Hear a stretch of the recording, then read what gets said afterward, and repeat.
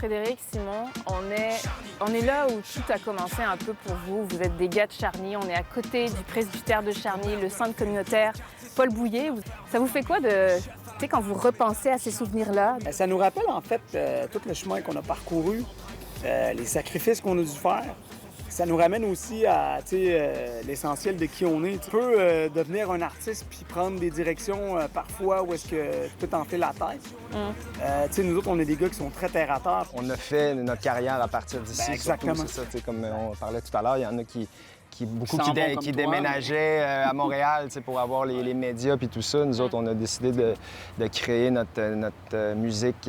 Oui, on allait en studio des fois ailleurs, mais on sortait nos puis albums. Notre identité aussi. C'est ça. C'est ça le s'est 8-3, passé ici. C'est Charny.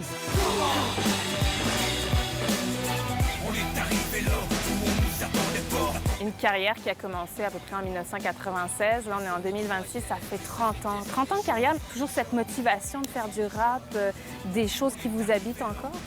Bien, c'est oui, des choses qui nous habitent, puis aussi l'engouement qui est toujours là du public. Ouais. Nous, on s'est posé la question quelques fois, bon, est-ce que c'est le temps, est-ce qu'on continue? À chaque album, on se rediscutait de tout ça.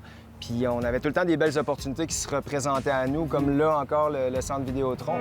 Il y a des jours comme ça, on fait le centre Vidéotron. Il y a des jours comme ça, on te lance l'invitation. Quelque chose d'un peu mythique d'aller faire le centre Vidéotron pour nous. Puis il y a mais en des même temps de fierté, de dire hey, regarde, on est dans le plus gros building. Là, même si c'est en ouverture de Full Ride, on a quand même un show de 55 minutes. Je me suis amusée à écouter vos premiers albums, d'écouter les paroles des chansons. Puis j'avais un sourire parce que je trouvais qu'effectivement, il y a certaines paroles qui peuvent être crues. Vous êtes des pères maintenant, vous avez des enfants, vous avez des filles. Qu'est-ce que ça vous fait quand vous réécoutez ça, la relation avec la femme, en fait, de ce que vous disiez dans vos paroles? Bien là, c'est sûr qu'on a évolué, puis il y a des visions quand tu as 16, 17 ans, 19 ans, versus, comme tu dis, quand tu es le père d'une jeune fille de 12, 13 ans. Il y a certaines lignes qu'on pourrait, en 2026, qui ne passent plus carrément. Là. Il y a des sujets qu'on abordait d'une certaine façon qui, aujourd'hui, bien, c'est ça. On a évolué dans nos pensées puis qu'on voit plus ça de la même façon. On avait de la rage, on voulait trouver une place dans ce monde-là.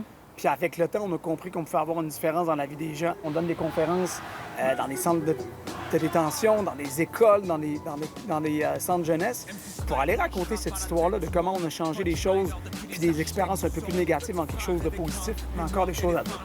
Ouais. C'est ça qu'il faut que les gens disent. Mais encore des choses à dire. Merci beaucoup, les gars. Merci. Merci. Le prouver à tout le Québec, c'est bien plus que non. Rap